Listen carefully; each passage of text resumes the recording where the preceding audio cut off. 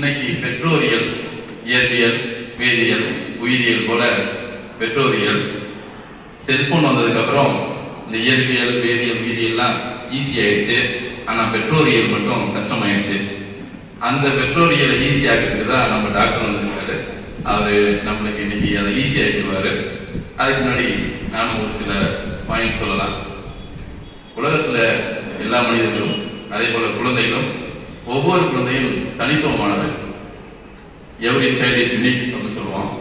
அதனால அந்த குழந்தைகளை குழந்தைகளாக வளர்வதற்கு நாம் அலோவ் பண்ணணும். நாம் என்ன செய்யறோம்னா, அதுக்கு ஒரு முகப்படிய மாற்றத்தை ட்ரை பண்றோம். நீ இப்படி வரணும், இவர் மாதிரி வரணும், அவர் மாதிரி வரணும் அப்படின்னு சொல்லி கொஞ்சம் ட்ரை பண்றோம்.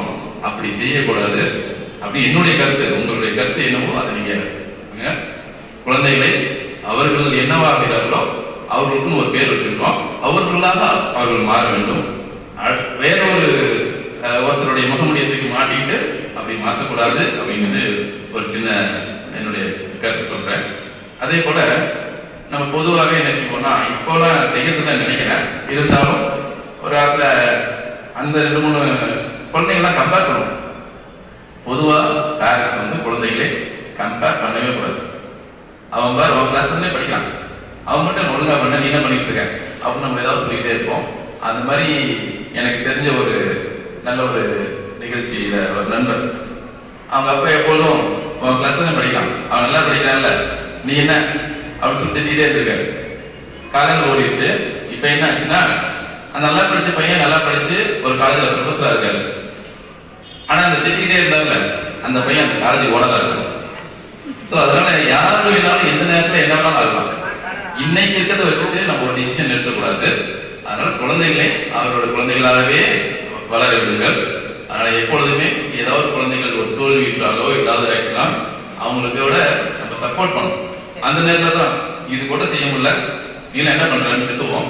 அதுக்கு பதிலாக நீ அன்னைக்கு எந்த விஷயத்தை சூப்பரா பண்ணீங்கல்ல, அப்படி பண்ண நீ ஏன் இதை செய்ய முடியாது, உன்னால முடியும் அப்படின்னு சொல்லி அவங்களோட கொஞ்சம் என்கரேஜ் பண்ணோம்னா கண்டிப்பா நம்ம குழந்தைகள் கண்டிப்பாக நல்ல நிலைமைக்கு வருவாங்க. எப்பொழுதும் குழந்தைகளோட கொஞ்சம் டைம் ஸ்பெண்ட் பண்ணுங்க, அவங்கள்ட்ட பேசுங்க.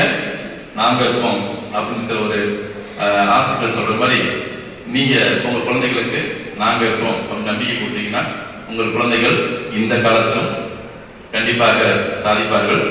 நல்ல ஒழுக்கத்தையும் நல்ல பண்புகளையும் சொல்லி நல்ல மனிதர்களாக அவர்களை மாற்றிவிட்டால் வாழ்க்கையில் எப்படிப்பட்ட சூழ்நிலை இருந்தாலும் அவர்கள் கண்டிப்பாக வாழ்க்கையில் வெற்றி பெற்று ஒரு மகிழ்ச்சியான வாழ்க்கையை அமைத்துக் கொள்வார்கள்.